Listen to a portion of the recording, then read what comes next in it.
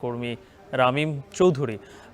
রামিম, এই হঠাৎ ডিমের দাম বৃদ্ধির কারণ বিক্রেতারা কি বলছেন? সরবরাহ কেমন দেখছেন বাজারে?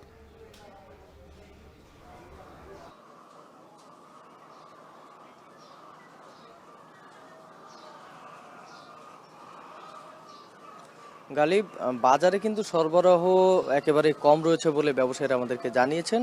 মূলত ডিমের যে খামারগুলো রয়েছে সেই খামারগুলোতে কিন্তু উৎপাদনের সংখ্যা যেমন কমে আসছে, তেমনি কিন্তু বিভিন্ন রকম ক্ষয়ক্ষতি বা বিভিন্ন রকম আহ, আহ, তারা যেটি বলছেন যে অসুবিধার কারণে কিন্তু বিভিন্ন খামার বন্ধ হয়ে গেছে। খামার সংখ্যা কিন্তু খুলনায় অনেকটাই কমে এসেছে।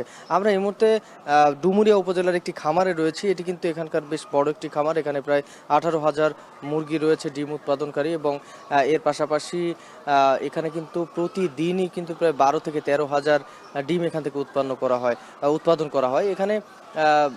ব্যবসায়ীরা যেটি বলছেন যে মূলত কিন্তু ডিমের যে সরবরাহ সেটি কমেছে গত কিছুদিন হলো। এখানে প্রথমেই একটি বিষয় আসে যে গত কয়েকদিন ধরে কিন্তু প্রচণ্ড গরম পড়েছে খুলনাতে, এবং এই গরম পড়ার কারণে কিন্তু সেই প্রভাবটা পড়েছে এই খামারগুলোতে। বেশ কিছু খামারে কিন্তু অসংখ্য মুরগি মারা গেছে, যার ফলে কিন্তু ডিমের যে সরবরাহ সেটি কিন্তু কমে এসেছে।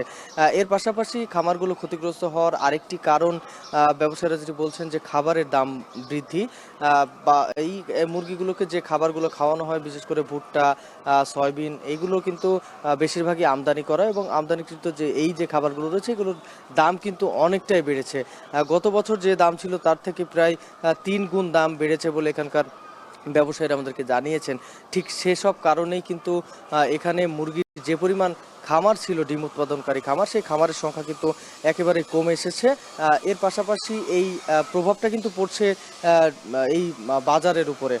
বিশেষ করে গত এক সপ্তাহের ব্যবধানে আমরা বাজারে দেখেছি যে প্রতি পিস ডিমে কিন্তু প্রায় 1.5 থেকে 2 টাকা পর্যন্ত বেড়েছে বলে খুচরা বাজারের ব্যবসায়ীরা আমাদেরকে জানিয়েছেন।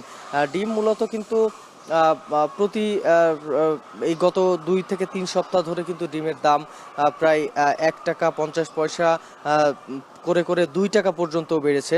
বিশেষ করে বড় সাইজের যে ডিম, সেই ডিমে কিন্তু প্রতি পিস ডিম 13 থেকে 14 টাকা পর্যন্ত চলে এসেছে বাজারে। তো ব্যবসায়ীরা যেটি বলছেন যে মূলত বাজারে ডিমের যে সরবরাহ সেটি কিন্তু একেবারেই কমে গেছে, এবং খামারগুলো ক্ষতিগ্রস্ত হয়েছে। অনেক খামার কিন্তু বন্ধ হয়ে গেছে, যার ফলে কিন্তু খুলনাঞ্চলের যে ডিমের যে সরবরাহ সেটি কিন্তু অনেকটাই কমে এসেছে। এই বাজারে যে ডিম আসছে সেই ডিমগুলো কিন্তু বেশিরভাগই রাজশাহী সহ বিভিন্ন এলাকা থেকে কিন্তু ডিম আসছে, এবং এসে বাজারে সেটি সরবরাহ করা হচ্ছে। তবে সেই পরিমাণ কিন্তু অনেকটাই কম, এবং খুচরা ব্যবসায়ীরা যেটি বলছেন যে আগামী আরও কয়েকদিন কিন্তু ডিমের সরবরাহ কম থাকবে এবং দাম আরও বাড়ার সম্ভাবনা রয়েছে। তো গালিব, এই ছিল আমার কাছে খুলনা থেকে সবশেষ খবর।